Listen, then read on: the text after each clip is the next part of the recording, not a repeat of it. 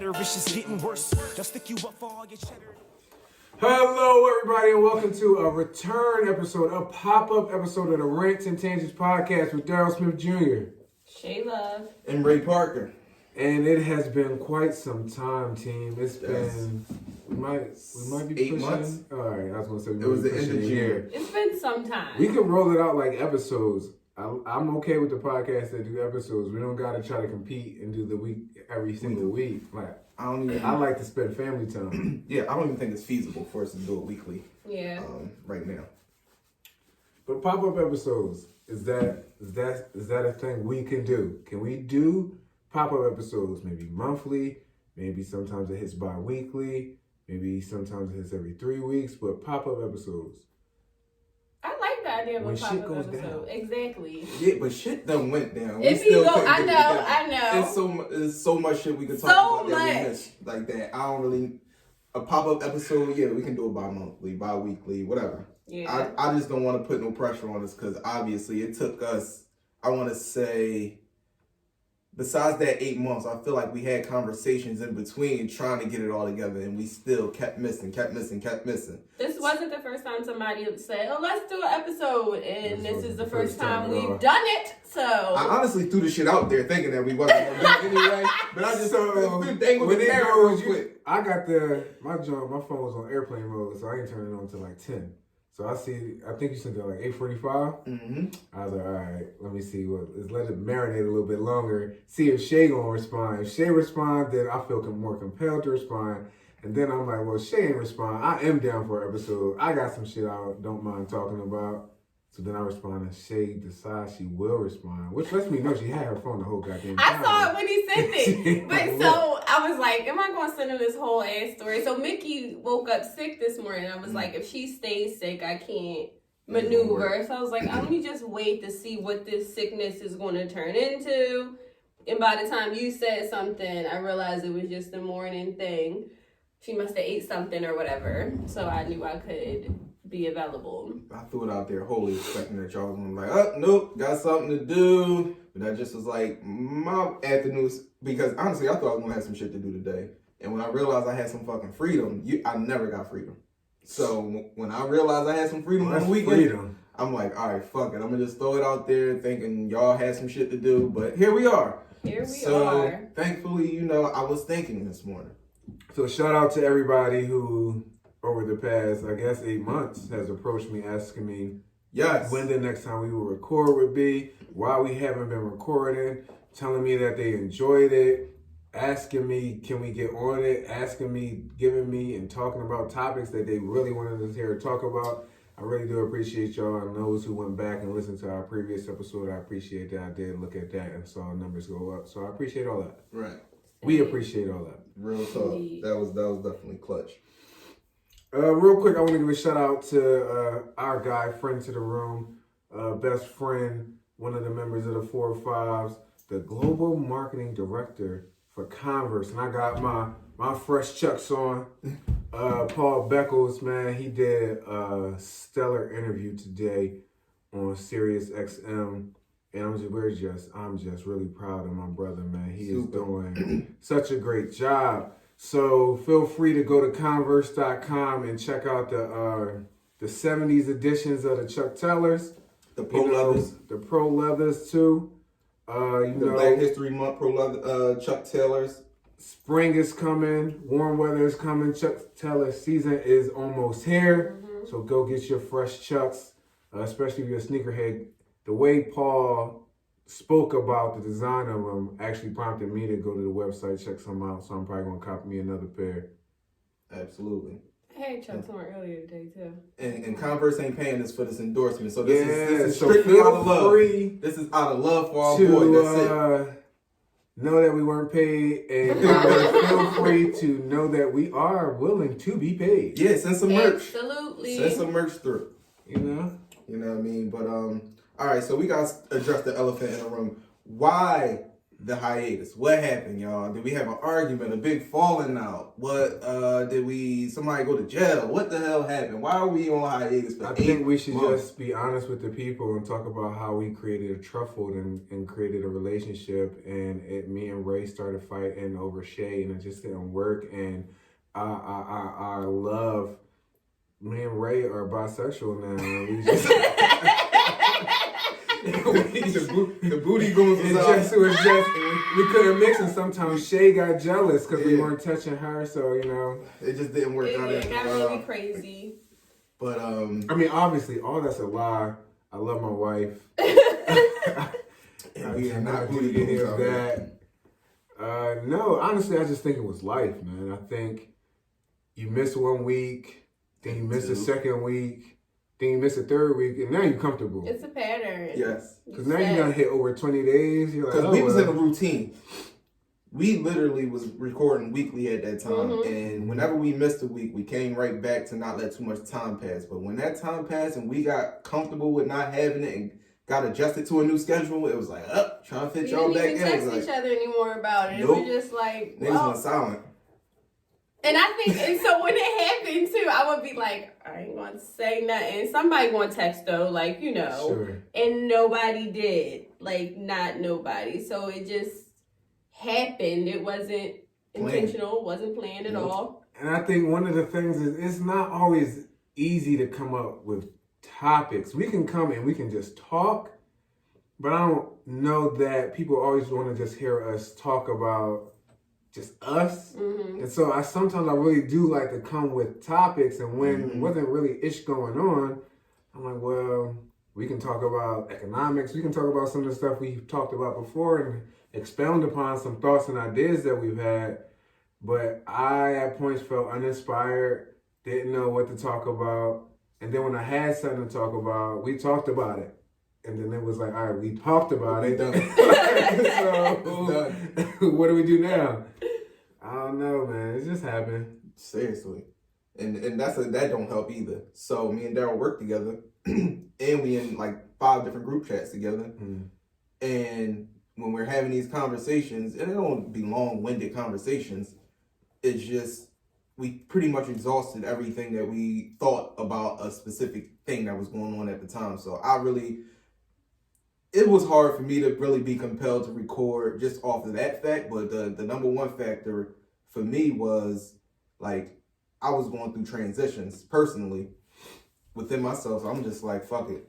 I don't know if we ever going to get it back. Because people was coming up to me, y'all going to get it back when y'all going to bring the podcast? I'm like, listen, I don't know. Shay doing her, Daryl doing him. I'm doing me. All well that I'll be talking to y'all on a regular basis. Maybe not so much Shay. I mean, all 3 of us transitioned into new roles professionally. Pretty much around the same time, and it was a lot. And honestly, lately I have not been caring about anything to talk about it. Everything is just like, that's what we doing now. Cool. I don't want to talk about it. I still don't be giving a fuck. Dog, I just be on social media laughing at people. It's so hard. Oh, it's so hard. Yeah, I got a few fucks to give, but I don't necessarily have the energy to give them. Right, there you go. Right, yeah. That's what it is. Yeah. It's the energy. Like, for example, I was compelled to speak on the coronavirus, but I just felt like after watching everybody else have exchanges on my timeline all day, and they've exhausted, I saw similar ideas, and I saw opposite ideas, but at the same time, the level to which they get into heated arguments and debate about this shit, I'm pretty much exhausted from reading about it. I don't know what the fuck to give a fuck about at this point. It just be like, yo, y'all can have at it.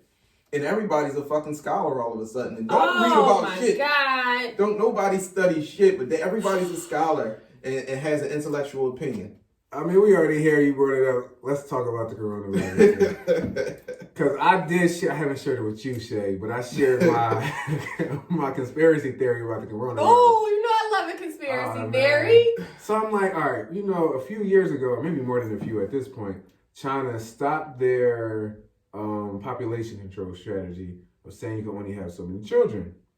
So then I'm like, well, do they now roll out the coronavirus to start thinning out their herd. Because they got a lot of men. Start thinning them out, balance out your population, but then once it starts, my theory kind of gets busted. Once it starts spreading everywhere, Right. and you got people, a person in California catching it and nobody knows how they caught it, and apparently a person in Washington State died recently, or maybe today it was, but I really do think it doesn't just come out of nowhere. How come we can see it? Lysol references it as something they can kill, but there's no research into corona.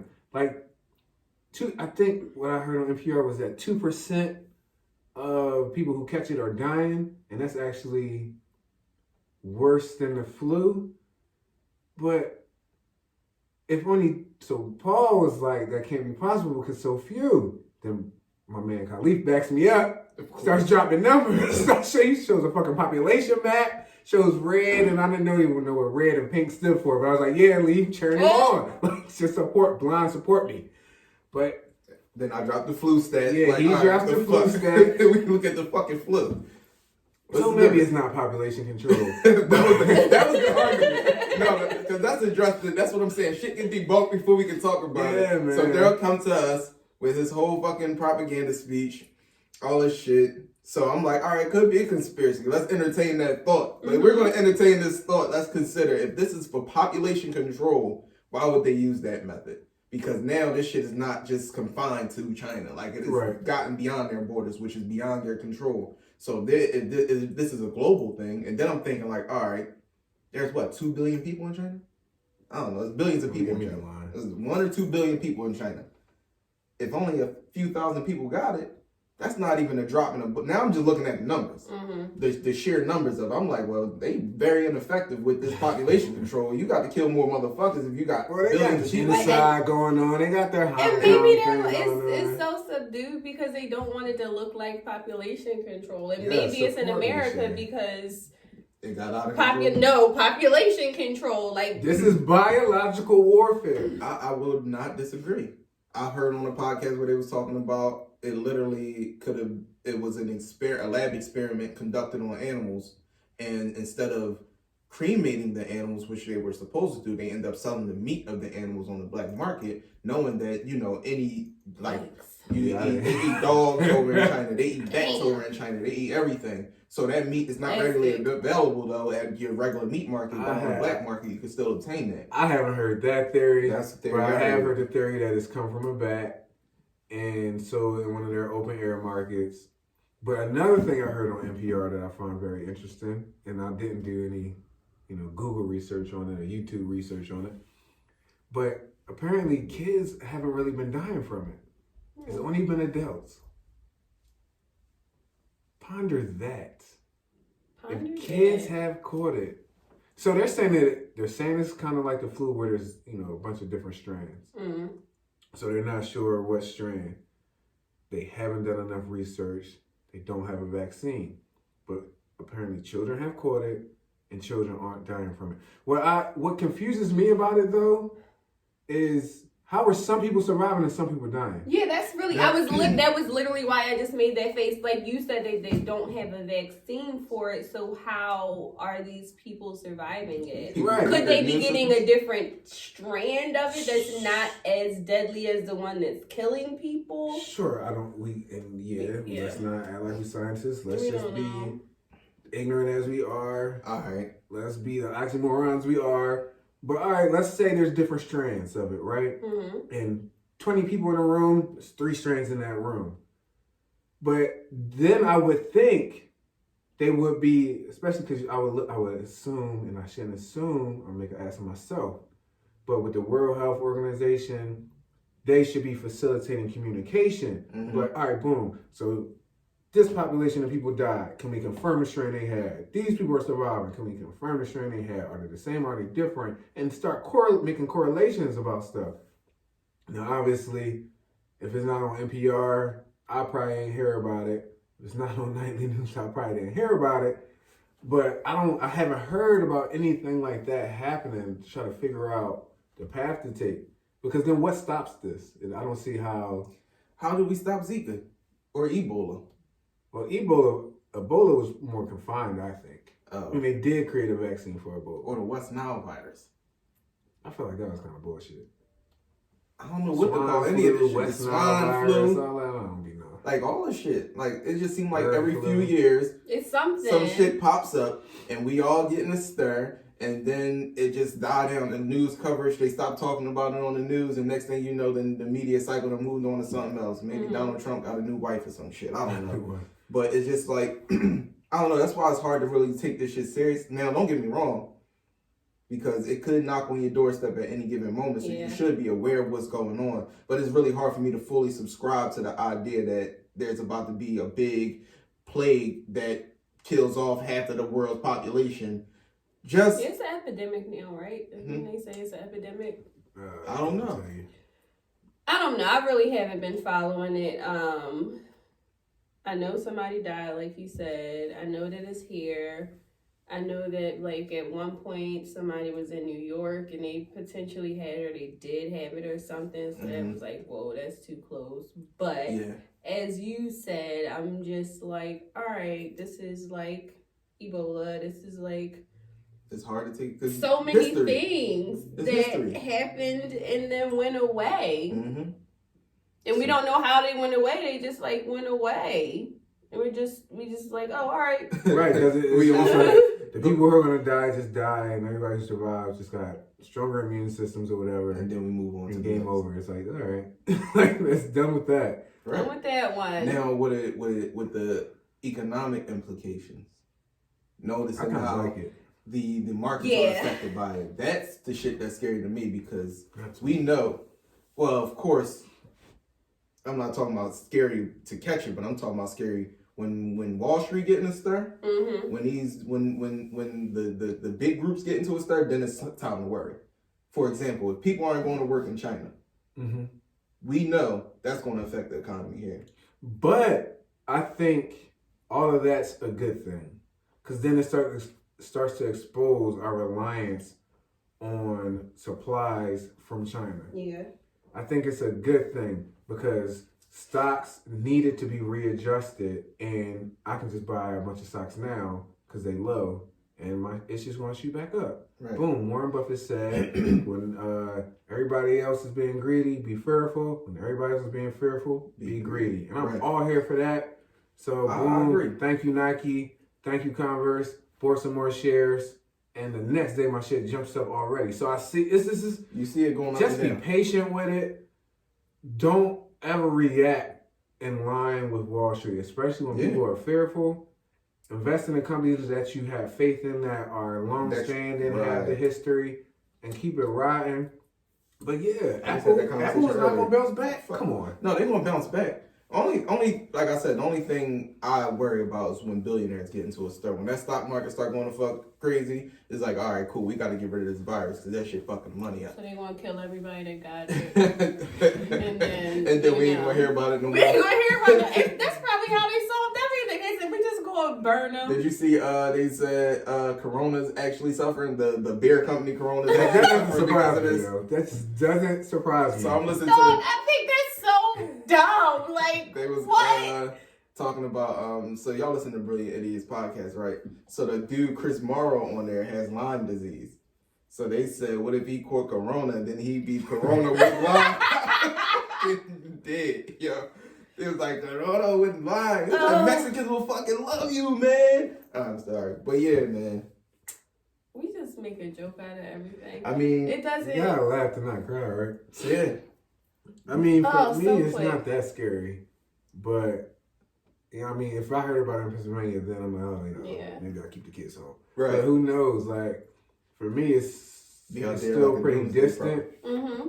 And why y'all think people buy all these masks? That don't stop you from getting sick. Well, apparently you need a specialized mask. You would need a gas mask. Sold out of. You would need a gas mask with filters on it. Yeah. They're sold out of the mask that actually will block out the actual disease. But yeah, the mask you get from Home Depot and shit won't help. That's even none of those type of around your ear masks would do anything. They catch your spit when you cough. They don't stop what you breathing in. You still breathing in regular air. It's not filtering. Right. You need a gas mask that filters air. And they said the coronavirus you could be carrying it for 2 weeks with no symptoms or signs. So you could be passing it on to people, not knowing that you got it the whole time. That's the scary. But they don't know how you even pass it on. So that, to me, if I said anything's gonna be scary, like the flu, ain't the flu airborne? Because the flu is fluid based. I cough and I gets on my hand, I touch that doorknob, you touch that doorknob, you touch your nose, you got the flu. So in that type of way. But with this one, I have not heard that it's airborne. I've heard that they don't really know. They're doing a lot of assuming about just off of history how things travel. But they haven't really shown that they really have a grips on how it spreads. Shit. See? Because they don't care. Who they? When we talk about they. I don't know. It's always they. It's they. It's somebody that's not the fuck me. They. They. That's who they is. So here's the take, and I don't remember his position, but one of Donald Trump's, I wanted to say executives or board members, but none of those are correct terms.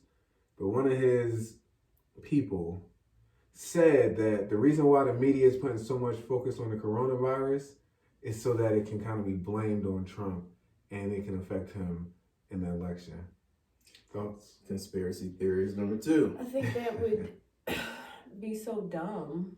Like, honestly, how could it be blamed on Trump? Right. And it started. But it would be blamed on Trump. Well, we just lifted tariffs off China.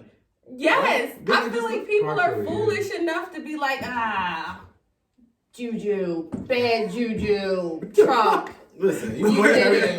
Listen, we can blame everything on Trump already. What the fuck? I can't subscribe to it. I don't agree. By no means do I agree. And I don't think you agree, but I can't subscribe. All right, it's always going to be people who are not like me at all. So I can partially subscribe, but I just can't even wrap my mind around how you like this too is Trump's fault. Like, what the fuck? He made the disease? No. Or? Yeah. Like, what is he supposed to do? I don't know how we tie this back. Yeah. All right, let's go down the rabbit hole. So maybe Just keep on digging. Figure this shit out.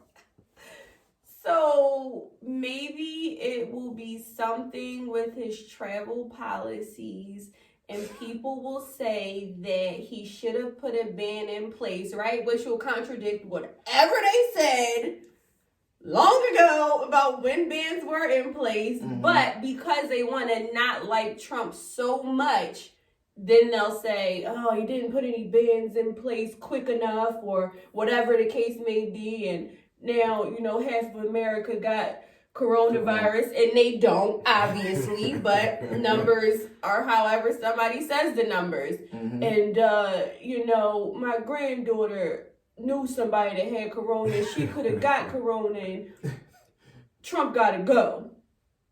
End argument. Yeah. And then that's when they piss me off and make me sound like I'm a pro-Trumper. Fuck Trump 2020. Because you sound like a fool. Like, what the fuck? I can't wait till I see a sign that say Trump caused corona. We don't want him to have all this power. And now you say he should just better make travel bans. That's the whole reason the previous travel bans had to go through the court system. Right. We said we didn't want him to have that type of power. But yeah, I do see... I don't really like to do the whole left and right. Do this broad category of people. But that's when you really do see some of the more liberal people put their foot in their mouth. It's just like, yo, everything can't be wrong. Like, everything, you can't have it every way. It just can't work that way. No, he had to do something good. You can't. It's almost impossible. It's just that people hate Trump. It's just like having your enemy fucking be a pastor, or a saint, better yet. He could do everything good, but if you don't like that motherfucker, one time, he peed outside. When he was 3 years old, it'll never be right. So no matter what Trump do, Trump could fucking get rid of student loan debt. We'll still find a way to hate that motherfucker. If Trump gets rid of student loan debt, I'm voting for Trump. 2020. He would have 2020. That's because we honest. That's the only way you got to pander to me, dog. That's all you got to tell me. I done heard that's my reparation. You don't know how many rich people I've heard say, I ain't gonna lie, I made plenty money and saved plenty money with Trump in office. I can't yeah. front. Right. If I was voting for my own personal interest, my financial interest, I would say I have to be pro-Trump. But at the end of the day, I have morals and I understand that I serve a higher purpose, so I'm not going to endorse that man. But in keeping it real, Trump's tax laws and other things that he has done has saved billionaires and rich people a lot of money. If you're very into capitalism and you are along that path, then you're very, very much going to be pro-Trump. But we are all capitalists, just conscious capitalists. I love how we made, so we come with 3 topics today, and we seem to have smoothly transitioned into the election all right, you can conversation. Because now I want to say, so what are your thoughts on Bernie Sanders? Democratic socialism. I feel like Bernie Sanders is at that age. Wherever you start, He's just at that age. He at That's that a age. sentence, period. You don't got following with nothing. No, he at that age now. He don't give a fuck, nigga. He don't give a fuck if anything that he does not work. He like, fuck it, just give it all away. Like, I don't know if any of this shit gonna work out. He's making the best promises to the middle class and the disenfranchised. Sure. But I will say, I don't know if any of it is possibly will be, it's the possibility that any of it will get through. But the flavors, number one, he speaks to me. He speaks from the heart the most in any Democratic candidate up there. Like, everybody else seemed like they pandering and just trying to say the right thing. Bernie Sanders actually telling the fucking truth to how he feel about shit. Whether or not it'll work, that's another conversation. But him actually, passing laws that will benefit the classes that he saw suffer throughout his lifetime, I think for us, you want somebody that's going to keep it real and tell the honest truth. Now, like I said, I don't know how much of this shit going to pass. I know he at the point where he just don't give a fuck. So he like, give all this shit away. Because I'm going to die in about 10, 15 years. So 10, 15? I'm just being nice. He just had to get a stent put in his artery. That nigga, he just had a heart attack. That's another thing. Listen, if you done beat death already, you really don't give a fuck. You really out here just listen. I'm giving it all away. I done beat death already. Fuck that. You niggas get all these bars. I'm telling y'all everything that's on my mind, and I ain't leaving nothing unsaid. Yo, did y'all see the joint? It was somebody posted albums from the Democratic candidates, and it was like just the list of the shit that they did. And I think before that, they put when Elizabeth Warren went off on Bloomberg and Bloomberg, whatever the fuck his name is, fuck them all. What isn't the other guy's name? Button Gag or something? Oh, Booty Gag. She said Button Gag. I'm like, hold up, what? His name is so funny as fuck to me, dog. Button Gag. In trouble. I'm gonna get in trouble because he's gay. Oh He's shit! gay. Oh, And she said butt and gag. So what is a gay guy? Butt Turn this up. and gag. Yo, that's crazy. Wow. His name is funny as fuck to me. I had to look up That's his crazy. full name, dog. Buttigieg. Was it? Pete Buttigieg. Yeah. So, but his Buttigieg. full name She is said Peter Buttigieg. Paul Montgomery Buttigieg. Like Peter last name. Paul Montgomery Buttigieg. that's his name. So it should be pronounced Button Gag. I feel like it just sounds better. Peter Paul Montgomery Button Gag. Button Gag. Oh no. Jesus. No, whatever. I mean, No, that way. I mean, No, listen, and like I'm glad you said it and not me. Button Gag. That's crazy. Truth, I didn't know Alright, he let's was roll with gay. Saturday Night Live. You didn't know he was took gay? that one. Oh yeah. So I he did. wasn't being offensive. He married to a man. Trying to be, oh, that's lit. But so, You're actually gonna be super pro gay. I'm not anti-gay. We know you're not. It's just funny. It was a Then what was I saying? Oh, so yeah, so Button Gag. Warren went off, and they put when she did it over Etherbeat. Like they have just been running No, I gotta see that. with this, and it's good. Like it works like so well. But the albums were like Bernie. I don't remember what his. Oh, I wish I could find it. But the shit was so funny. But it like speaks to who they are. Bernie's was a bunch of I don't give a fuck. I'm gonna tell This you is like where I it is. am. Listen, you talk to old people. How they talk? Like, They don't hold no punches. They gonna tell you exactly how it is. None whatsoever. Exactly the first thing that come to their mind is infants and old people. They're the only people that tell the truth. Everybody else in between, you can't trust them. Old people and toddlers tell you the absolute fucking truth because they call it how they see it. And I feel like Bernie Sanders is the only one up there being the fuck honest. Yo, he might be what was delusional, one of but his he honest. songs? I'm sorry, y'all. Oh, it was Rich Better Have My Money or something like that. That was one of the songs on the joint. It's really clever. It was really, I think Button Gags was a whole bunch of I feel like Bernie, I don't know why I'm here. That's his name. Like, I don't know why you're laughing. I feel like Bernie Sanders because it's a picture. I have a visual thing going on. I feel like Bernie gonna curse somebody out on the debate stage. Like, just shut the fuck up. You sound stupid right now. Like, how much sense do that fucking make? Like, I just got a feeling on the debate stage before this shit ends, he gonna curse somebody out. He might. But I would love to see a showdown between him and Donald Trump.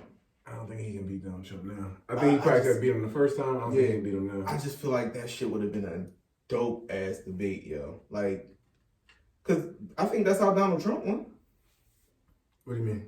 Donald Trump talked like regular like just talking like a real person. So, I can't subscribe to that Bernie shit.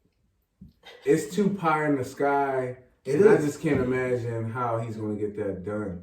Like, what senator or, especially senators, but what Congress people do you think are on board with this? None. Like that you're going to get, you got to think about, I don't know how many hundreds, I think it's more than, much more than 100 congressmen, 100 senators. Like you got to get, let's say 300 people on board with you. Not even 3, you got to get more than half on your side to preach this shit. Like old people. That's why politics is so weird, dog. Like it doesn't matter what you believe in. Like it truly doesn't. You have to whoever is there. Like you gotta work with like, where they are. Shit with there. But like Medicare for all to me, in some ways, sounds cool.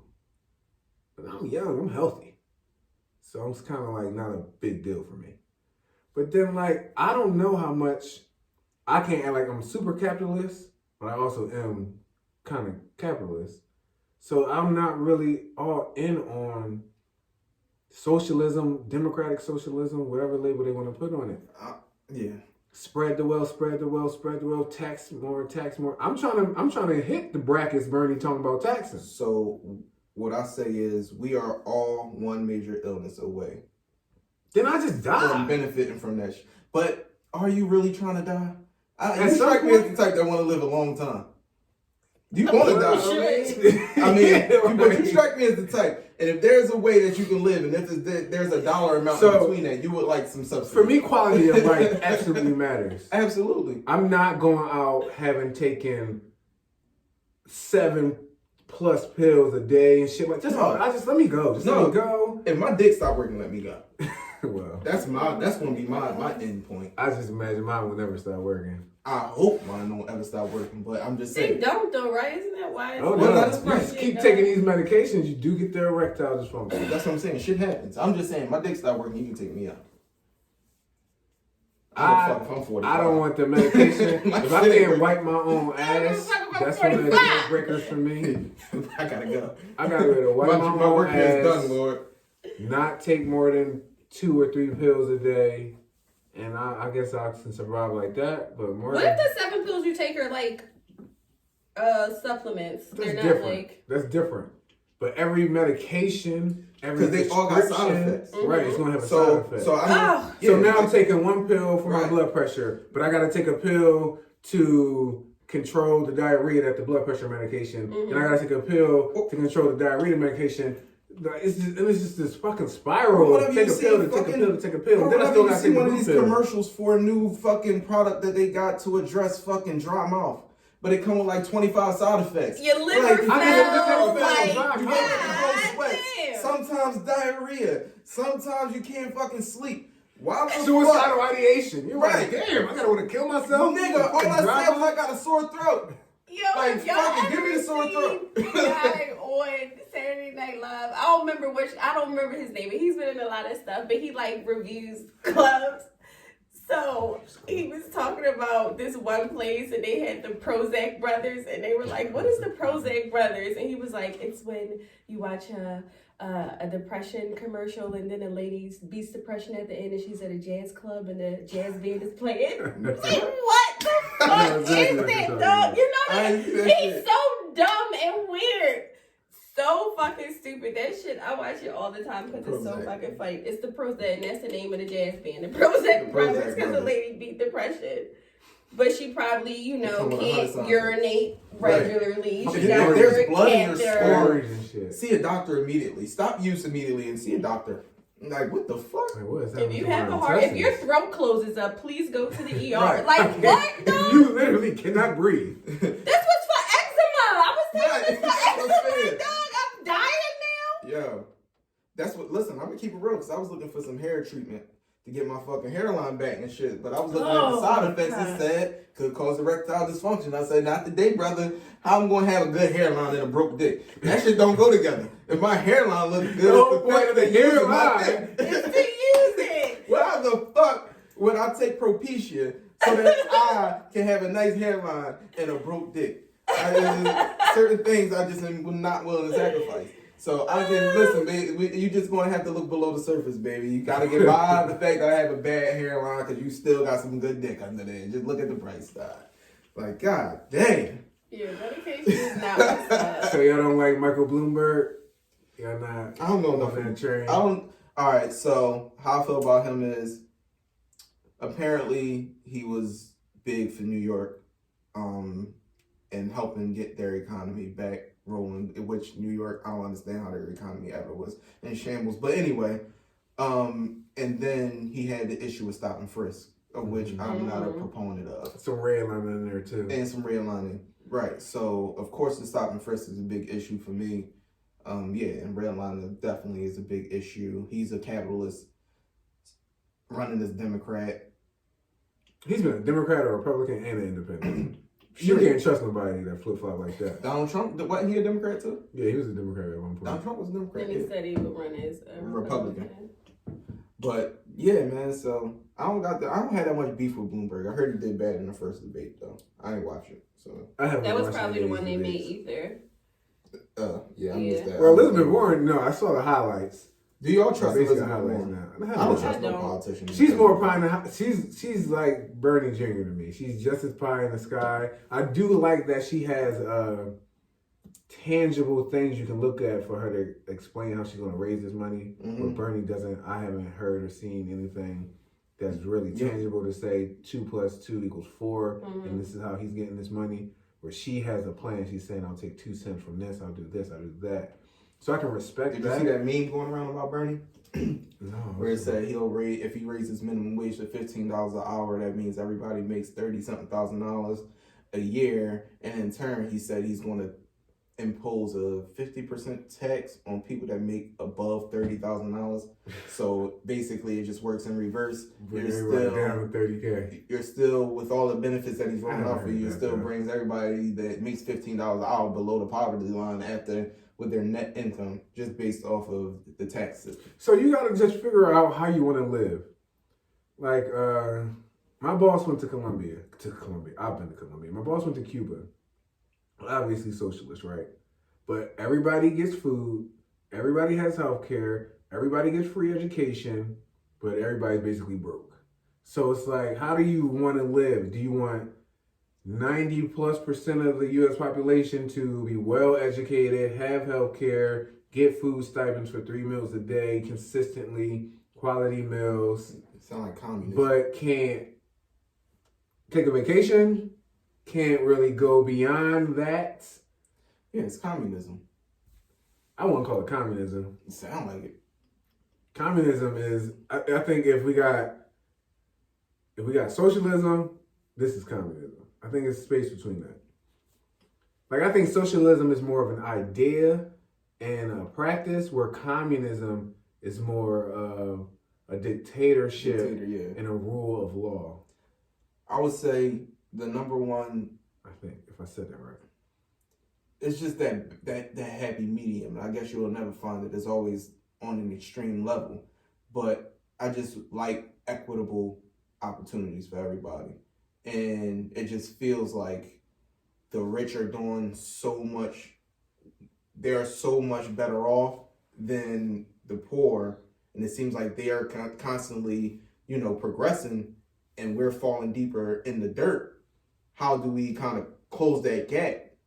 And they're proposing socialism. I don't think that's the way to do it. So is it the government's So is it the government's responsibility to close that gap? The government's responsibility is to ensure that the systems are in place that people can take advantage of opportunities to close the gap ourselves. I think they should be enablers more than anything. Yeah, they should aid in the process. Yeah, not more so just, you don't want to just give away shit. It's like the same thing. Yeah, if I would work for something and they gave it to you, I'm going to be pissed the fuck off. It's like, bitch, I went to school 4 years for this fucking degree. Why the fuck he get an honorary degree? I don't give a fuck what work he did. Bitch, he didn't go to class for hours and hours and do tests and fucking projects. Like, it's still the opportunity to get it yourself. I just want a fair shake. Well, I don't think you can ever. I think that's asking for too much. I don't think you can ever get a fair shake. Like, America already has sprinkles of socialism, Social Security, Medicare, Medicaid. These types of things are socialist policies. Whenever you're just giving shit away and you don't have to do nothing to get it, that's socialism. So I think we can sprinkle a little bit more in and it be okay. Let's help people up. I do subscribe to the notion, pull yourself up by your bootstraps. But if I ain't got no fucking boots, what am I pulling? Right. So let's give everybody some boots. Even if you got holy boots, Some boots. work on them, upgrade your shit. So I'm here for that. I think equity would be not giving everybody boots, giving everybody the specific boots to get out of the dredge that they are in. You know what I'm saying? Like, if you give everybody boots, cool, but I'm like in quicksand. Like, and this motherfucker's already above ground. I need different situations. So then how do we level this playing field so that we're all... I don't think we ever get to a place where we're all start... So right. Cory Booker was talking about starting everybody in a similar place. You born, you get a stack. Every year you get a stack and all that type of stuff. Listen, because niggas gonna fuck it up anyway. That ain't it. What's up? Because niggas don't know what to do with the money. And that's what I'm saying. Like, listen, I can give you the same opportunities as what you do with it, right? So yeah, they can give us all $1,000 a month. But niggas that's poor are still gonna be poor because they not poor. They not just poor economically. They poor, right? They poor mentally. So it's just like, how do we? I think education is the means to do this. Mm-hmm. Like, if we give people the proper information and the proper education, then they can decide what they want to do with it. However they apply that to their lives is up to them now. But it's not as simple as this. We don't went to school, went to college with the same people, grew up in the same neighborhoods as people. Life is a matter of choices. We all know that. Mm-hmm. You know what I mean? Some people need more help than others. That's obvious because we can't help the situation we born into. But at the same time, it's like, all right, nigga, you was right beside me when we went through this.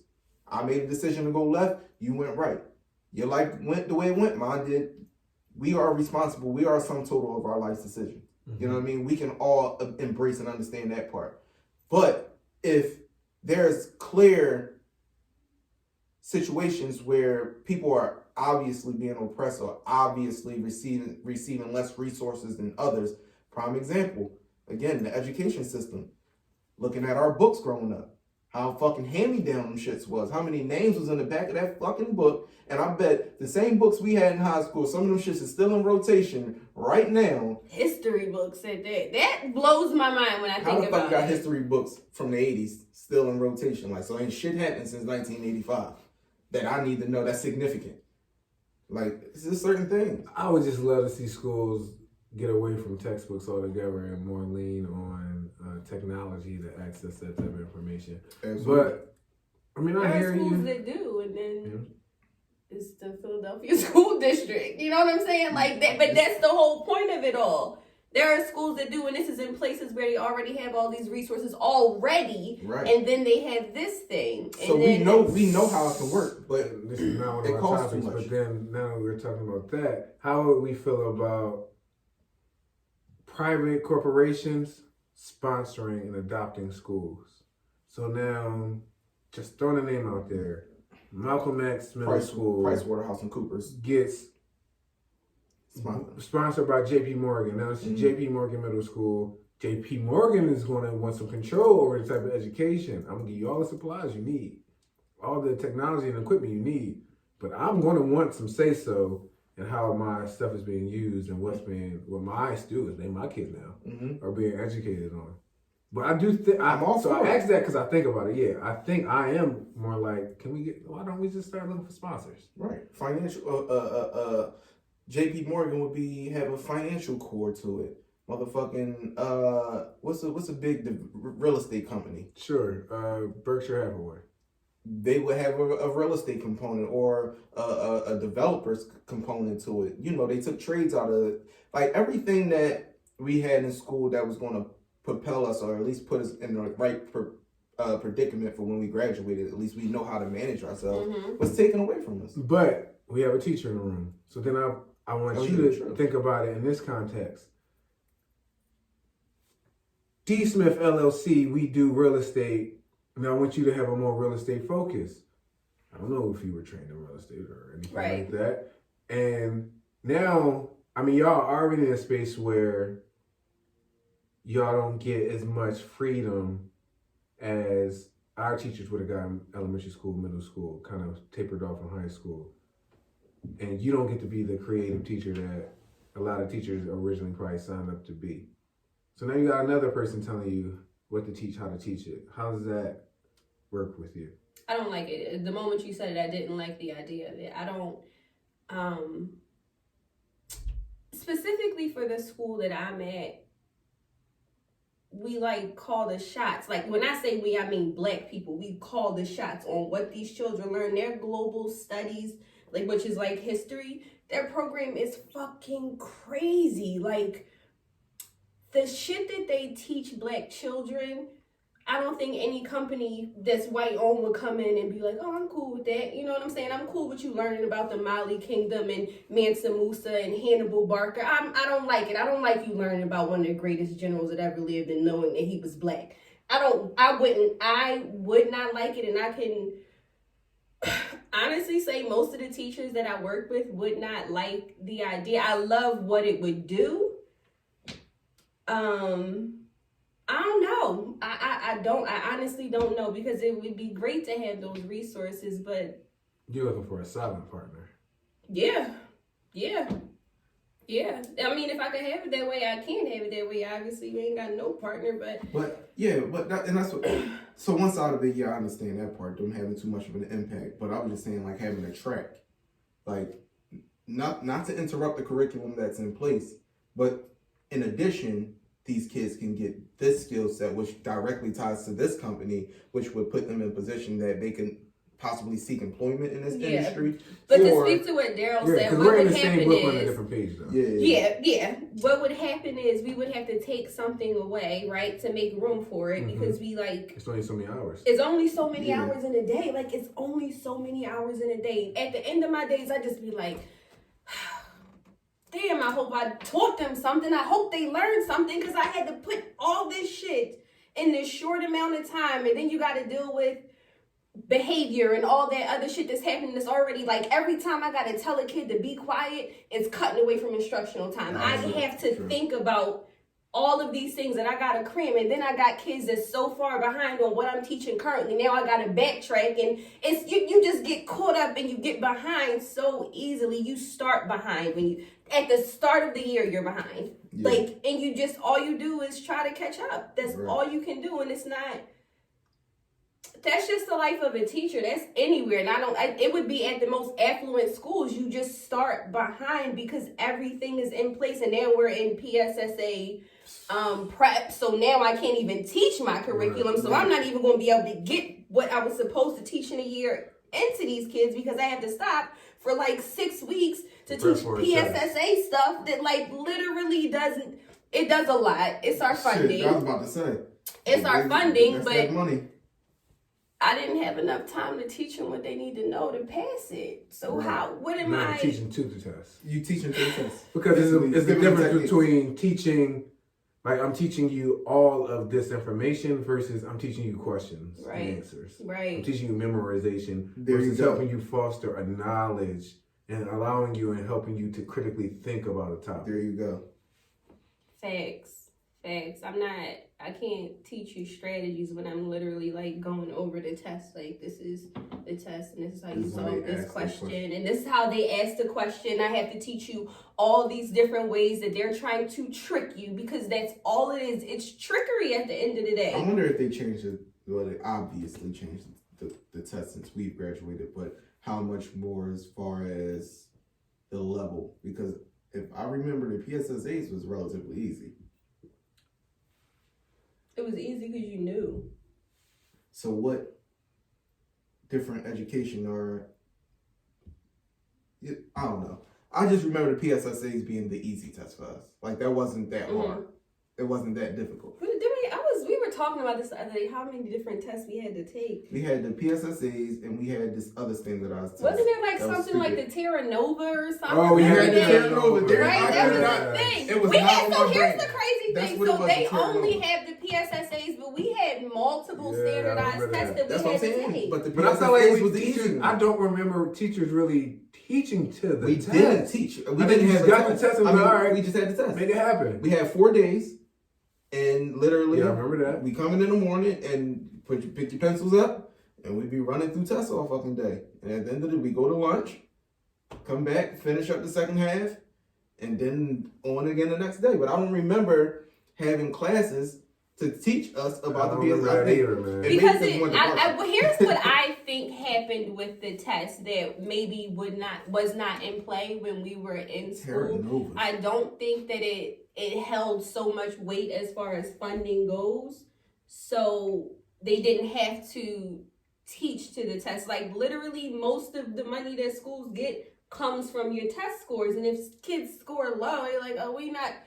Which is ass backwards. Yeah, right? Like, we need the money, obviously, dog. Like, we need it. We need the resources. Basically, we're assessing y'all schools to see if they're working, but we already know that they're not fucking working. But because we didn't give y'all the money last year. We're still going to use this test to justify the amount of money that we're not giving you in order to educate these students so that they perform better next year. But at the same, I don't know. Yeah. So obviously you're in a catch-22 because we're not going to give you the money and the resources because y'all fucking up. But y'all need it because y'all fucking up. To be fucking up because we don't have enough people. Like, we need aides in schools. We need more disciplinary staff. We need so many things. Guidance counselors. Guidance. Oh my God. So here's the thing, though. They have all of that at my school. The things we don't have enough people to assist the teachers with those kids that are falling behind. We don't have enough disciplinary people. Yeah, so we need more of that. Like, the teachers we got the psychologists. We have all of that shit. Like, when I say they camp is lit, the shit is lit. We just don't have enough people to support so that if there are 5 kids in a class that are 3 weeks behind just because they mentally can't make it, they can pull them and get them caught up. So why do you think these children need and get all this additional support that I know wasn't present for me, for us, wasn't present for our parents, and I just imagine you can keep on going back. It's not going to be present the further back you go. Why do these kids need this additional help when they have access to so much more information? What's the point of information? We don't know what to do with it. Sure. I think that just from my experience at this specific school, the demographic is trauma ridden, like just so full of trauma. The fucking stories. I got one kid that got to walk past where his dad was murdered every day. One kid in 2nd grade that was raped by an older kid. Like, so many things. Kids that parents just dying. They live with it's probably 40% of the kids are raised by second-time parents, their grandparents, because they don't have their parents in the home. It's so much trauma. And I know it specifically because on top of being a special services teacher, I'm a general ed teacher, but my special services category is emotional support. Mm-hmm. So the stuff that they go through, and the school recognizes it, like, we're in a space where they we can't teach them. Like, I can't teach you if all you got in your mind is the fact that when I leave here, I'm an adult and you treating me like a fucking kid when I walk in this building. I don't know how to process that. I don't even know how to communicate with you on that level because I am a parent when I leave this school. My mom got up, and it don't even be that for that situation, it doesn't even mean that the parent is a bad parent. That mean they got to work 3 jobs to support their family. So they have to let that kid be the parent in those times. So the school recognized that in this specific location. Anyway, I don't know if it's that the trauma is so severe at West, but at our location, it's just trauma written, like trauma. And that's not to say that when we were young, we didn't have trauma, but I think schools are starting to realize that if you don't have behaviors under control, and most times behaviors are preceded by emotion, preceded by feelings, if you don't get that underway, you cannot teach. Like, you genuinely can't. If I have to talk to kids all day about being quiet, stop hitting him, please don't fight, stop doing this, don't do that, don't throw that chair again. Like, I can't teach. It's hard. You gonna say it again? She hit that again super hard. No, really. I get it. It's real. I can't even. I can just give you a fucking kudos for weathering that and trying to actually still get through to these kids, because you're overcoming so many obstacles just to try and give them the information that they need to get by. But it just takes me back to this. Like, with all the trauma, consider everything that you're going to, you still have a job to do. You know what I mean? And you're still being held to a standard in doing that job and carrying it out. And I feel like the policymakers or the people in power who are in control of what happens in these schools, they're not in the trenches enough or informed enough to create policy around how do we accommodate schools or teachers who are dealing with behavioral issues, therefore they cannot teach this population. So when I think about that, I try to put myself in one of those decision makers' position, and I just imagine how difficult it is. Because even if I am involved, even if I am aware, even if we got appropriate funding, like Shay's talking about, these kids are traumatized. So do I take those traumatized kids out?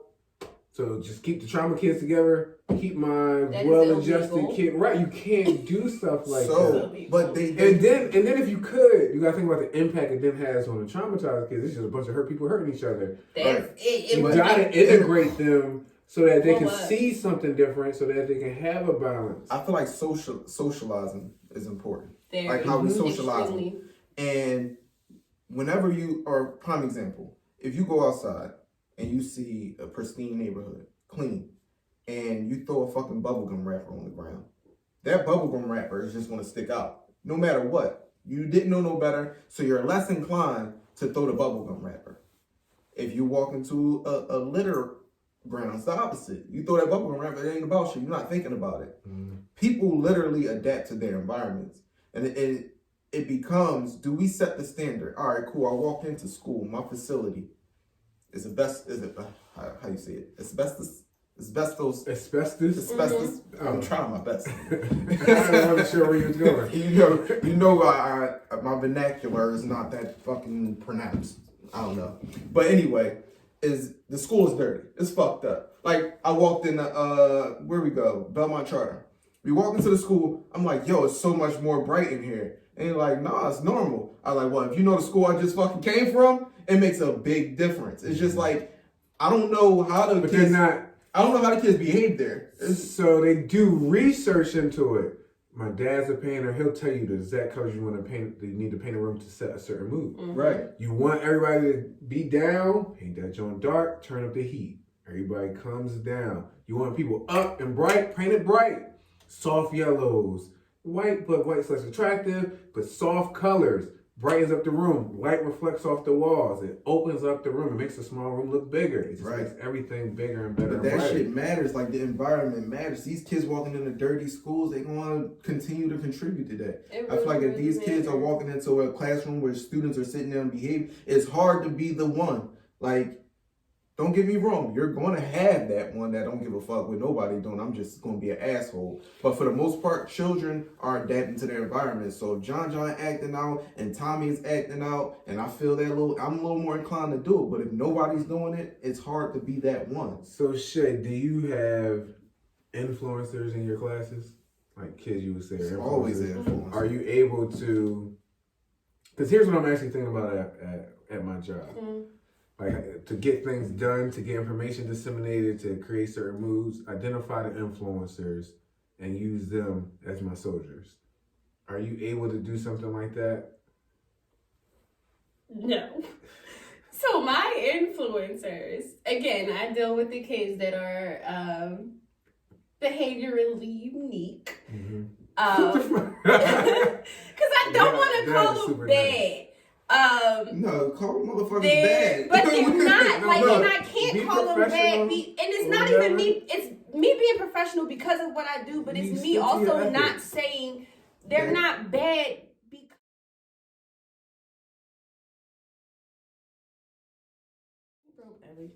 Go ahead. Real quick, everybody, we just want to say thank you for tuning in to this pop-up episode. We hope to give you more pop-up episodes, and we got a little disruption, but we're right back to it. Shay? So behavior, like I was saying, you give a child attention for behaving poorly, and then when they do good, you say, you fucking supposed to. Fuck, like it's not gonna get it. If you don't keep that same energy, if you don't throw them a party when they doing the right thing, why would they, but you like go above and beyond when they do something wrong. And So you're saying they get basically being as though they get more of a response when they do wrong, they're more inclined to continue down that behavior. I mean, down that pattern just to get that attention. Yeah. That level of attention. Yes. Yeah, Right, because it's really attention driven. Or they when just you think about these these kids who are parents in their own home, or who have responsibilities, or who parents just aren't available, or who parents have multiple kids and attention is dispersed in all these different ways. They are attention seeking. And if I do positive and I see I get nothing tangible, I get no type of real attention, I get no type of reward, it's just like, well, what am I doing this for? Are we rejecting the notice that something might just be wrong with John, and then they just a fucking firecracker? No, we're not. A lot of times there's not anything wrong with anybody. And on the same hand, it's all oxymoronic because there's something wrong with everybody. Yeah. So you had to figure out what's wrong with you. Shay had to figure out what's wrong with her. I had to figure out what's wrong with me. And everybody else, if you want to be a successful person in life, you better figure out what's wrong with you. Get a grasp on that because it's going to always be wrong with you. So I don't think we can just be like, all right, this kid has something wrong with him. The end, or move on. Like, you gotta say, all right, work with teach them about it. See if they can get a grip around it. And I know it takes time to really, man, we gotta have some empathy. Because we all had some type of behavior at some point. Even if it wasn't a negative behavior, even if it wasn't just an outright negative behavior, we all at some point did something to attention seek, to express ourselves, and it may not have come out in the most positive way, or maybe it came out in a too positive way, and they're like, this kid is extra as hell. We all had moments where we were not that baseline. And some of the kids are going to be outliers and constantly not be baseline. Right. Yeah. Because I just don't know if there's a solution, man. Like, I know people that got all the attention, still was dickheads. I know people that got fucking no discipline, turned out good. Out great, sure. Got all discipline and turned out still terrible. It doesn't, like, I just don't understand. I don't know. And this could be answered in some way. Y'all are a little more trained in this area than I am, but I just don't know for some people if there's actually a solution. And that we just don't let these motherfuckers be the wild cards they are. I agree. So it's not civilized people. I don't think there's a solution for everybody. Yeah, and that's what but you can't call that at 10 years old. No, it might be hard to call at 10 years old. That might not be fair. But what I'm saying is some motherfuckers are beyond rehabilitation. So I'm not checking out on a person until they're like, has, say, 30 something.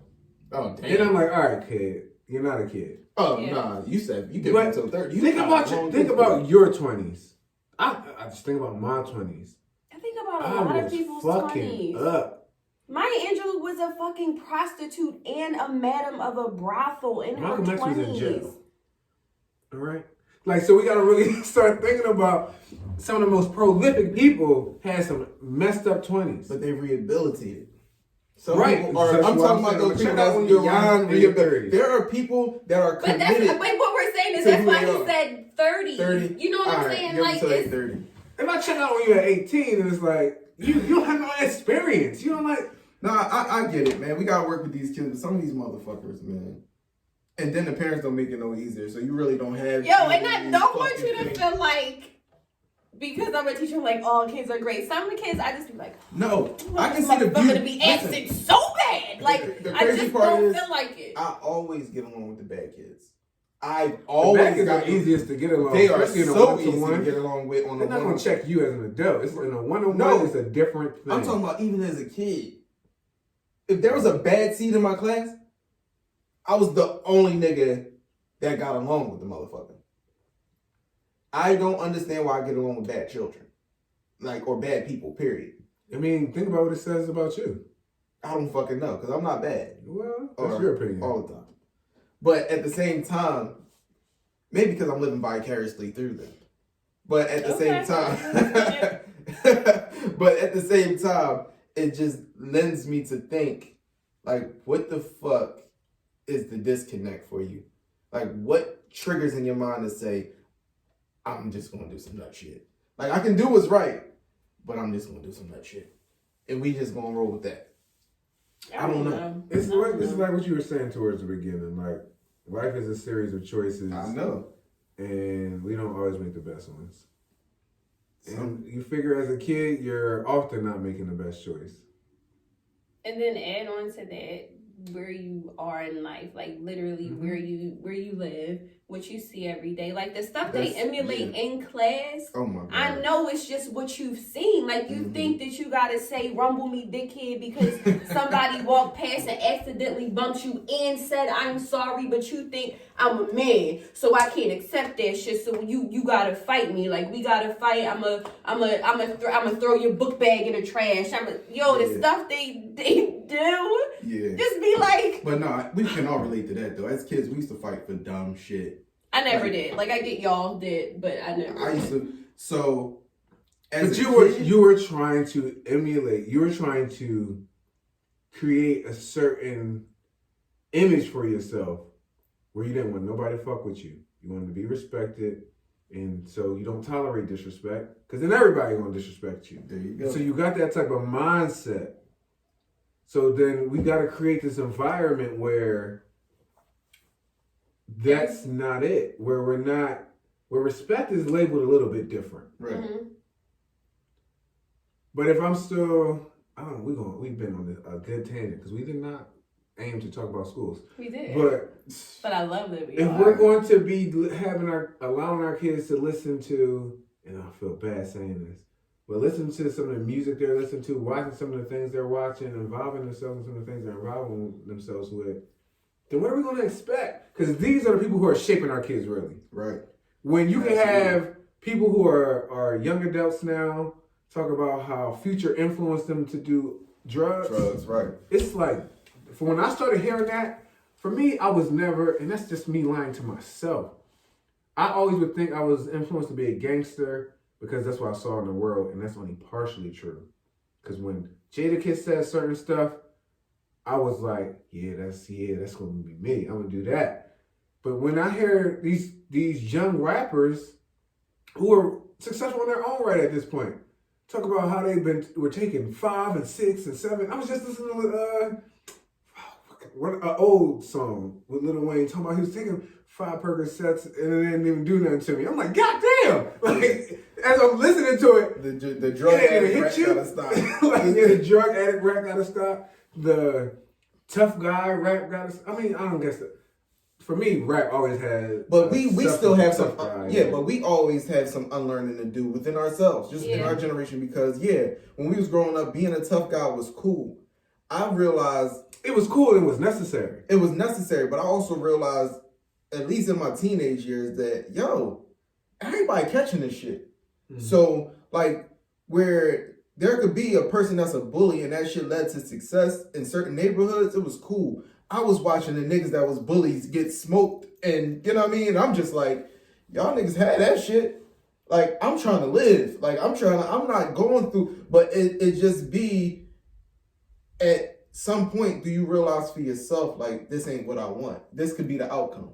You know what I mean? But, right, so we all don't get that realization. What the outcomes can be. Like, you had something traumatic happen to you at 15, 16 that helps you have a moment of clarity versus me having similar experience but never having a death that close in that way, up here in that way. It took me almost a decade later to have a similar realization, to have us start having a bigger picture, long-term mindset. So if these kids are experiencing all types of things, you don't know when their aha moment is going to come. Right. Maybe they don't get an aha moment. That's unfortunate. And those are the ones we looking at 33. I'm cutting you off. But hopefully at some point they get their aha moment. Like, I'm just going to stop being a dickhead.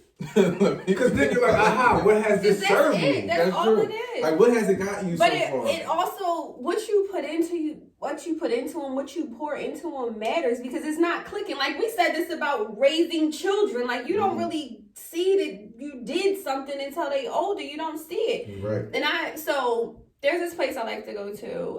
It's Penn Treaty Park, but it's like you can get out on the rocks and sit out on the water. So I was like, just not feeling it one night. So I went out there, and you sit out on the water, but if boats go by, so if the boat goes by, the waves come and it like fucks up where I'm sitting. So a boat went by, and I'm like, oh, it's about to fuck my whole shit up. My feet gonna get wet. I gotta get up. But the boat was gone by the time the wave hit me.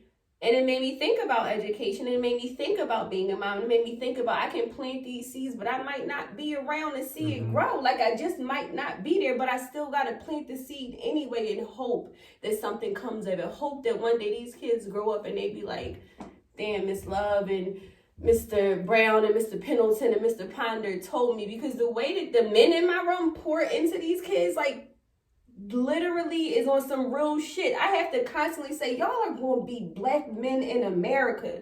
Why are you making it hard now? Like, be a kid now, because after this point, dog, you're not going to have it. Like, it's not going to be this easy. But you're children and you don't get it, and you think that what it is now is what it's always going to be, but it's not going to be that. At one point in life, you're not going to be able to just live your life. And that's the hardest lesson. That's the hardest lesson.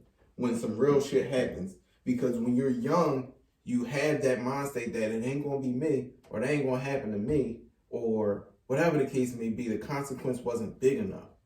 And that's what I'm scared for all of the youngins coming up. It's just like, y'all need to understand that there are true consequences to your actions. And they don't, dog. They such kids. So one of the guys one day said, the way y'all moving, it's two options. You either gonna be dead or in jail. One of the boys literally said, man, I'm gonna get a gun. I ain't dying. Oh, God. Like, and you're like, dude, and that's the fastest way to die. Right. And we was just like, you just literally, you missed it. And I want to say it's because you're a child, but some of the things you say let me know that you can process on the level that you're talking. And that's what I'm saying. I don't want to insult you, because I feel like you're educated. And most of the bad seeds be the smart ones. So you talking to them, you like, all right, listen, maybe I ain't speaking your language, so I'm going to talk to you cut and dry, and I'm going to give it to you straight like this. And he give it to him in the most raw form ever, and the young boy still, all right, I'm going to respond to that. That's an emotional thing. Facts. I mean, I love this classroom because we get to play with so many different elements of, like, teaching children and psychology and teaching children. Thursday, after they dropped the desk on my ankle because they were trying to fight, and I was the closest person, so I grabbed the kid and he grabbed the desk because he was really trying to get at this boy in the ankle, in the that fell on my ankle. So the men in the room are pissed because they constantly say, this is a black woman and y'all give her y'all behind the kiss on a regular basis. And I wasn't raised that way. I can't allow y'all to be that way. So they were livid. So they going off on them, like literally. And this is some moments they are so quiet and just, so I know, and that's the worst thing you can do for me, dog. Don't show me you can do it. Do not show me you can do it and then not. No, Yeah, no way. No way. That's so they're what I tell my quiet. kids. Yeah. Exactly. Don't show me you can do it and then don't do it because now I know that's a choice you made. Like No. you made the choice. But Sure. was it after they did some dickhead shit? Yeah. No, Because- but other times they'll do it They're like, like, fuck, I went too far this time. yeah, but other times they'll do it like shit. if I'm giving them a test, they're like quiet as a mouse. If I'm teaching something and they like getting it, quiet as a mouse because they so excited about Engaged. getting it, and they're children in those moments, and I see it in those moments. But this particular moment, the men were pissed. So one of them, this one boy just can't shut up, like can't just accept what's happening, accept the fact that you getting young bull because you a young bull and these grown men and y'all talking them crazy, you think y'all can do whatever y'all want. So everybody's quiet, and this specific teacher, this boy just going back and forth, and the teacher giving it to him like how the kid give it to him all the time, and he starts to cry, and we like, but this how you talk to them every day. But you crying now? You can't. Can you like connect how that might feel to a grown man having a child talk to him crazy in a space where he can't do what he would normally do outside of here? And I was like, maybe we need to, take a trip. Let's go walk down 52nd Street to see if y'all talk tough like y'all talk in this classroom. Right. I doubt it. Or you gotta test the kid gangster. And that'd be the number one thing. And I remember being in Tilton, right? And we had this nigga, he was fresh out. Like, you could still smell the prison on him. He come up there, he talking to one of the young boys. And the young boy thought he was it. Young boy was like 15, but he was in 7th grade. He was like 15. So young boy was mature. And he talking to the old head. And the young boy was Muslim, so old head happened to be a Muslim. So they, going back and forth on that tip. So young boy was like, well, my people's outside. Like, I can get you this, that, and the third. Old head was like, how about I not let you leave? How about you won't leave here to go get your people? And young boy really ain't know what to do. He's like, if I don't want you to leave, you not leaving here. And that's the bottom line. So that's the difference. So it just be like, when you have them conversations with the young boy, they don't understand the circumstances they're in. Like, all right, cool. Like, they might see the old heads in their class, right? And it's just like, yeah, in here, but you're not the one I idolize. The ones I idolize is in the street. You're not like that. So since you're not like that, I'm not going to give you that same respect. Facts. But Facts. when the tides turn, and you're like, all right, cool. But what can you do to stop this from happening? Because you can't do nothing right now. Right. And then the realization for them start to set in like, oh shit, I'm dealing with a grown man. You know what I'm saying? But I still remember, like, young boy was it. Like, young boy thought he was tough Tony in that joint. So the old head told him, how about I don't let you leave? How about you can't do nothing about you not leaving? You can't even get to them. And that's when his tone changed. Because you're dealing with a grown man. Education today would not allow for no shit I like know that. they wouldn't, Right, but that's now the we got difference. videos about it. I know, Like, but that's a different conversation. But it just gets to the point where us as men in our communities and being hands-on with these young boys and we working against too many forces out there. But you know what? I think that's why you don't see a lot of, especially black men, in these positions in schools, because you fantasize about the things that you will come up against, and you're just like, yo, I can't imagine a kid talking crazy to me like that. I am now at this point very mature and patient, but at some point, that stuff starts to trickle away. You know what I mean? The longer you get beat down, the more that real you. That's that what I'm saying. onion starts to peel. You're like, yo, you gotta cuz. tell them like it is. What's you gotta up, tell dude? them like What's it is. up? Right. You keep Yeah. talking like that. What's At this up? point, I'm starting to feel threatened. Yeah, and that's a real thing. And that's what I'm saying. Like, as much as we want to They protect threaten, these kids, like they legitimately. One much of as the we kids want- that I get my dad to come up here and shoot you. Nick, I had an old head tell me, young boy tell me he's gonna get his old heads to blow my head off before working in these schools. So I know Like dealing with these young, but I haven't had a kid tell me he's gonna off me, or get somebody to off me. I had them child had recently. I had this teenager, and I'm glad I handled it the way I handled it, because later on I found out he was actually autistic. But I had this teenager challenge me in a real way. And so I tried to humble myself.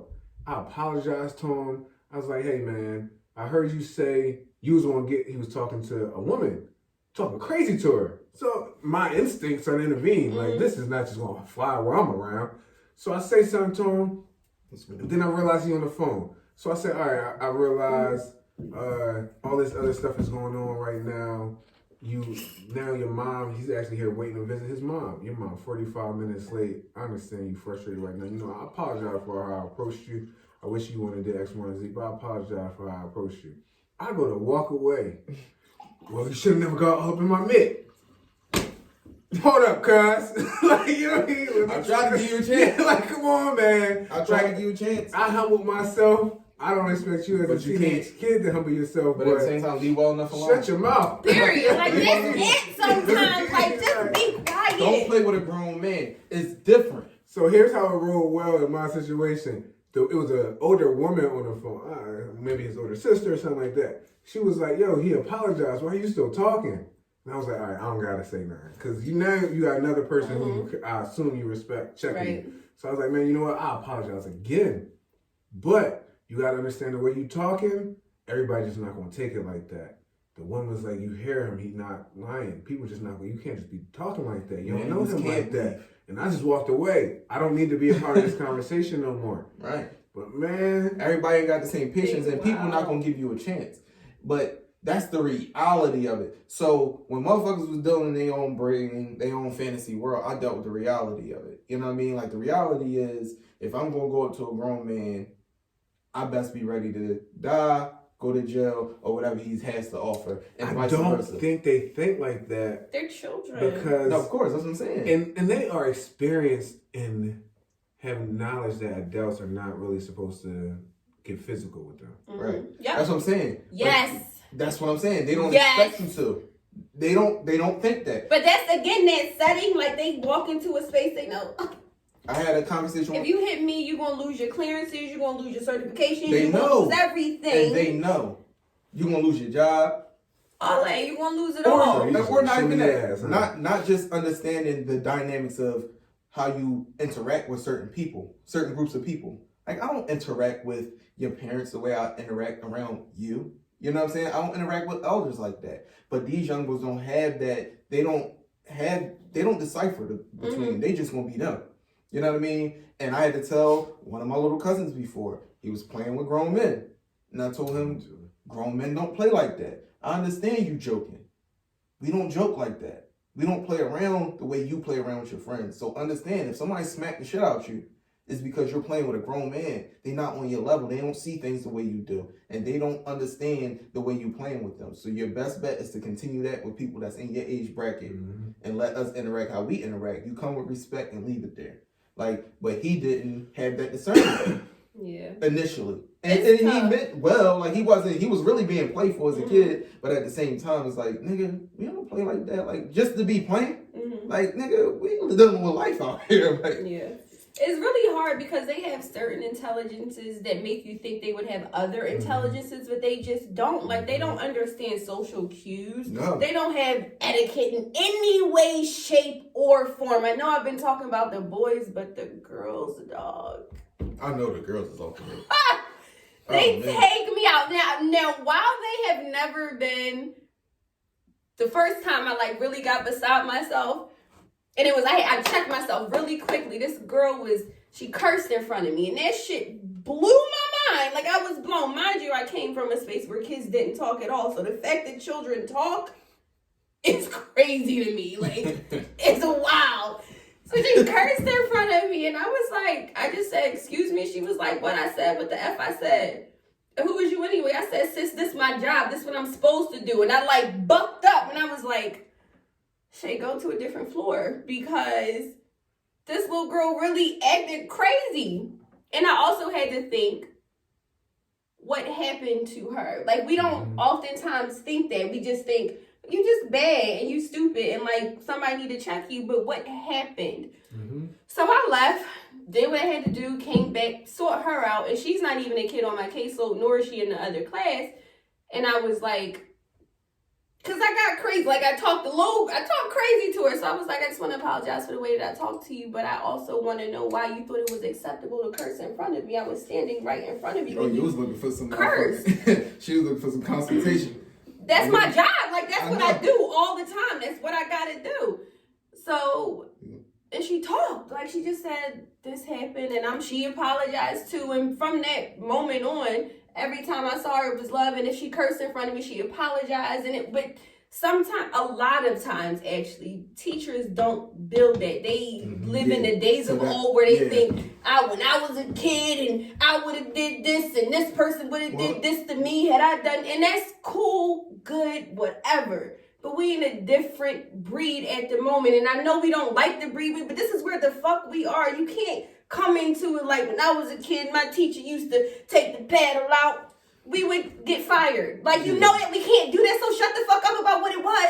Let's talk about what it is right now. Talk to these children. You gotta build relationships. They're just not in control. So yeah, build a relationship with them, but yo, like, how, right? I get that, but how? You know, like, they got the answers. Listen, fam. You're not in control of the situation. Like, we can build this relationship, but you're not in control. You can say that to a kid, and then if they say, fuck you mean, I control everything I do. What are you going to do? What's your next action? What do you mean? What are you going to do? You're in control, right? They throw a chair. They throw a chair. Kid, and then they get thrown the fuck out the class or thrown the fuck out of school. You're in control, but you can't control the fact that you're not coming back. So, cool. They didn't want to be in school. You deal with them on another level than I do. So let me. They didn't want to be in school in the first place. So they did the thing to get them kicked precisely. So when they come back, what you think they going to do? I'm not letting them come back. You're not welcome to all this power. You're uncivilized.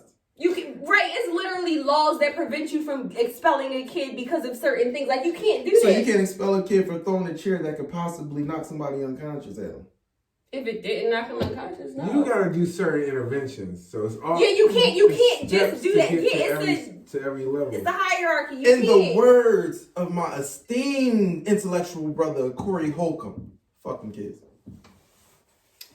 All right, so if you have never listened to this podcast before, this is why it's called the Rants and Gag. Here's our talking points for today. While we had a hiatus, we're going to talk about an election, we're going to talk about the coronavirus, and we're going to talk about safe injection sites. We went on absolute tangent. We didn't even talk about Thank you for going on this tangent with us. Let's talk about safe injection sites real quick. All right. How do y'all feel about safe injection? Mixed feelings. I have mixed feelings too. Mixed feelings. I mean, that's really just it. I have mixed feelings about it. Like, I get why it's a thing. And then, the internet. You just should stay away from the internet when you're not sure on a thing because it just takes you places. When somebody posted something, if you live in a place that will outlaw straws, but like say drugs, yeah, cool. We gonna set up a space for you to do it. You're like being governed by idiots. And I was just like, God damn it, I'm unclear. I don't need this type of shit right now. But it's... I don't know, man. What? Yeah. What benefit is it? Let's analyze the benefits. Okay. Maybe I'm not really seeing all the benefits of it. So I would say... Clean needles. Mm-hmm. If there is an overdose, you have Narcan on site to help revive somebody. A controlled area where people won't, basically to reduce the deaths and the likelihood of diseases being transmitted. So then I don't know how true that part is. They're not governed in drugs, right? You got to come with your own drugs. You can still get a hot shot. So that's why I wish they would have more conversation. So is it a crack house? Do they get to get high there and stay there? Or do they get high and are released back to the community? I don't know. It's a safe injection site. Yeah. Not housing you. I thought they could come there and get a clean needle, do their thing, get high, be high. Because you know and then once you come down... Matrix, you go back out there, find your drugs, and come back. I came with a week supply. Now I live in this bitch. Like I don't. So I don't know. No, I mean, if you know addicts. In they my got a mind, week supply. They shooting that in their arm in a fucking day. And they dying. You got some controlled ones. You got some calculated ones. And you got ones who know their limits and don't test it. The ones, especially the ones that have been doing it consistently. It'd be the ones who a lot of the overdoses are people who were doing it and stopped and then come back and think they can do the amount they were doing before. Right. Their body has now readjusted. They don't got that same level of intake. That's how they wound up overdosing, or they got stuff slipped in it, extra stuff, whatever. Right. For me, I think if it's a good idea, where do you put them? Because nobody wants them in there. Nobody wants that. Nobody wants the crack house. Because you're telling me, you're literally telling me you're placing a crack house. And that's just a term, and if you don't know it, that's a shame on you. But you're literally saying to me, I want to place a crack house than ours. in your community. So if I'm looking at So even if you're telling me this is going to help you have a clean environment, no needles around, safer spaces for kids, well, you're telling me drugs are being trafficked through my neighborhood. Mm-hmm. And it's okay, right? My kids playing, but they see, the drugs are fine. They let them do it in there. It's okay. It becomes not, because there is a thing about the social pressure that makes you not want to do drugs. Mm-hmm. Right. So if we eliminate that, then we've okayed it. Mm-hmm. I don't like it. I've come to a realization. I don't like it because I bet you that shit is not going to be in white neighborhoods. They about to put it in all the black neighborhoods so they can get more black people on drugs. It's a conspiracy. Fuck them. Fuck it. So, oh man, my take is y'all crazy as shit. My take, honestly, I'm looking back on time, right? So in time, right, we had the crack era. It wasn't safe injection sites. When I was the kid growing up, the park I played in, remember when crack came in the vials? Nothing but crack vials and motherfucking pipes at the park I used to play at when I was a kid. We used to literally pick up and count how many crack vials we could find and shit like that. Not knowing, just being stupid ass kids. But still at the park or whatever. And I'm looking at it like, all right, when it was back then, they would have locked the drug addict and the drug dealer up. All right, cool. Now we're trying to have safe sites. We're trying to fix our behavior. We know that the war on drugs back then was, damaging to the community. We want to create a safe area for people to shoot up and get high. Cool. Whatever the case may be. That's away from, the neighborhood. Because, again, you got dirty needles on the street now. You got kids picking up these baggies with heroin in it, which possibly could lead to more damage being done. So what I'm thinking about is, we create these safe injection sites for the users, but the dealers, being still brown people or colored people, are still going to be arrested for selling it. Secondly, if I'm a cop investigating the drug activity in a particular area, and I know that all of the users are coming to one facility to use, why don't I just follow them to where they go and grab their drugs and arrest the very person that's dealing it to them? So it just makes it easier for me to centralize my investigations and help diagnose and fix the issue. So it may be them too also trying to figure out a way to remedy that shit, to get the drug. They feel like if they get rid of the dealers, they can help at least reduce the users. But that's not how it works though. Like, you can get rid of as many dealers as you want, dog. Is always going to be a drug dealer. Be a user, but it's still going to lead to more brown people going to jail. So it doesn't help us.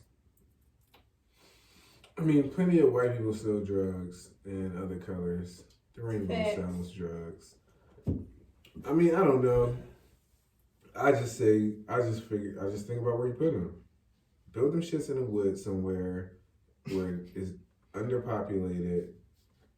And yes, I'm saying let's just isolate them and get as high as you can, as much as you want. I just when don't you're ready think to come they back, will. sober up, I guess. I just say that almost really only half in jest, because I don't think there's an answer to it. It's not. We watched The Wire. We saw New Amsterdam. I just don't really think it's that safe. What We call it a safe injection site. And maybe it's safe for the users. I don't think it's safe for everyone else. Somebody posted a meme and it was like, so safe injection site mean a safe place to sell drugs? Cause wouldn't No. That's what I would be in that space. That's why I that- gotta go nowhere. That's exactly my point. My clients are all here. So, and I'm locking y'all niggas the fuck up. So you can be smart. How? Everybody got cell phones. Come on, we can be smart about it. No. No. What do you know about people who the most desperate people are also the most genius people? You go to prison, you become a fucking genius. Absolutely. You make a tattoo gun out of a goddamn ink pen. You know what I'm saying? You can do all types of shit. Yeah. So it's possible. Like, and just I didn't even think about it until you just said prison. But people like the shit people can do in prison. They come up with everything. You know what I'm saying? They're very the more smart. desperate you are, and sometimes the fewer resources you have, the more creative you are. I'm just looking at it like that was just race conspiracy. Like, if anything, I'm thinking they're just looking to capture. So in all Philadelphia, the doors. police commissioner, I think her first name is Danielle, last name Outlaw, said she has instructed her officers not to arrest The dealers? the users carrying the drugs. So why don't I just pose as a user and not the seller? I'll sell it in the safe house. I mean, that could be an avenue. I'm not denying that, but I know they're arresting the dealers. Oh, yeah, They're always on. You're the never news. going to They really just be able had- to shoot and cut off the supply. Yeah, they just had a bunch of drug raids in Kensington like the other day, Mm-hmm. and They posted sure like did. they came up with a few $1 million and all these guns and shit. So there are busts being made, and I think these safe injection sites will lead to more busts being made just off the fact that, all right, we know where the fucking track where they're coming to get high, and we can just follow them to the supply. As long as there are broke people, there's going to be drug dealers. Absolutely. Shit. As long as there's As long this as there's- kid who's hungry, it's going to be a drug dealer. As long as there's people that's fat, it's gonna be McDonald's. Well. On that note, listen, y'all, we really appreciate y'all tuning into this pop-up episode of the Rants and Tangents podcast. Y'all remember what I used to say? Actually, it was something about an oxymoron. We here strive to be an oxymoron. Remember the word oxymoron is in of itself an oxymoron. Oxy meaning sharp and moron meaning dog. Mm-hmm. We hope we gave you some of that sharp and we hope we gave you some of that dog. And as we used to say and continue to say and we'll always say, peace. Peace.